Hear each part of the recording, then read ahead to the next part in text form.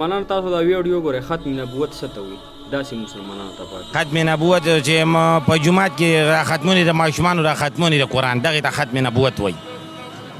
ماشومان دا ټول لا جمع شوي دغې ته ختم نبوت وایي. ځوانان نه ټول ټیک ټاک سټاران شو چاته دا پته هم نشته چې ختم نبوت څه ته وایي. تاسو ورته پهله ګرڼا وایي بس دغه خبره اسلام ته وایي نو جوس ختم نبوت اسلام ته وایي. سوچ وکړه ذهن په باندې ځوانان نه ټول ټیک ټاکران شو دین رانه په شا پاتې شو. ډېرو ته دا هم پته نشته چې ختم نبوت څه ته وایي. ته ورته پهله ګرڼا واچو ختم نبوت څه ته وایي. استاد سره ذهن کې هم شته چې ختم نبوت څه ته وایي. زما مقصد دا دی چې دا راته وښیم که نه دین حق دی چې یو بل ته ورسوو. صحیح ده تمام. دا ختم نبوت پېژنې نه را ختم نبوت ولې نه دا څه ته وایي. دا د نبي علیه السلام ختم نبوت تو یا نبوت مسلمانان خو یو که نه او ختم نبوت څه ته وایي. خاطر دا ختم نبوت دته لکه واضح کړه چې څه ته وایي. دا خو د پیغمبر علیه السلام هغه جذبات هغه چې کوم دغه دي هغې سره دې ته ختم نبوت وایي چې لکه انسان هغه دا د پیغمبرانو هغه ذهن کې یو د پیغمبرانو جذبات حاجي د دې سره دغه کې دې ته ختم نبوت وایي. دا معمولي خبرې نه دي. دا زده کړه راشه چې دې ته لږ رانږدې شه. خبر صحیح نشم کولی. دا ختم نبوت چې چاته اورېدلی دا ټکي او چې ولې دا څه ته وایي. دا څه دی چې بس اسلام دغه ته وایي نو چې نه ختم نبوت څه ته وایي. ختم نبوت دا ختم نبوت دا څه ته وایي. دا څه ته وایي. بس یم ټول مسلمانانو تاسو خو ویډیو کتله دا د دې زمانې موږ مسلمانان یو تش په ژبه موږ مسلمانان ځان ته صرف مسلمانان خو دا نه پېژنو چې ختم نبوت څه ته وایي. دا زموږ د ایمان د ټولو نه اهم مسله ده ځکه چې چا په نبي پاک صلی الله علیه وسلم باندې ایمان نه چا ته پته نه دا به څرنګه مسلمان او قبر کې به تپوس کوي چې ته د نبي پاک صلی الله علیه وسلم باره کې څه وې نو مال په دنیا کې نه راځي که نه ختم نبوت زه نه پېژنم خپل نبي نه پېژنم زما نبي څوک دی نو زه په قبر کې څه جواب ورکړم چې زما نبي څوک دی او زه د چا په مذهب باندې یم.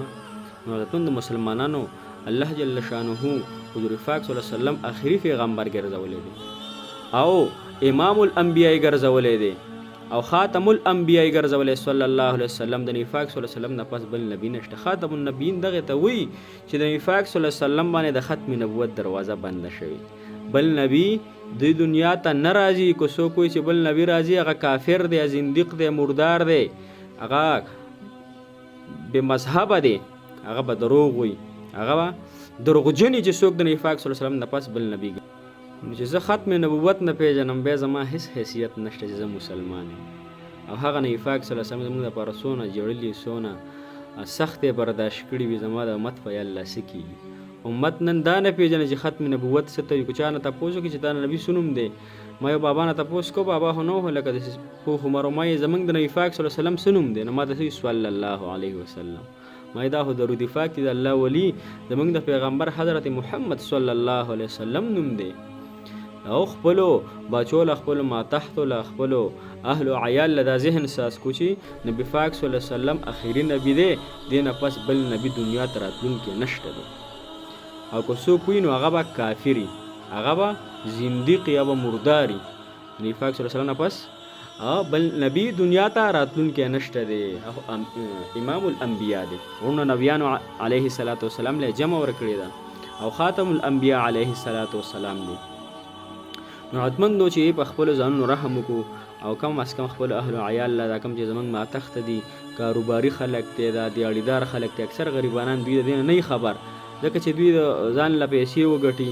دا خو د ایمان یو اهم او یو غټه فریضه ده چې موږ دا هر څه زده کړو لیکن هغوی دې نه په سیډ باندې دي هغوی دې ته توجه نه کوي. نو دا زموږ دپاره پکار دی چې هغې مسلمانانو ته دا وښیو هغه مسلمان پوه کړو هغه مسلمانان د الله جل شانه په لاره کې وباسو انشاءالله دوی به پوه شي.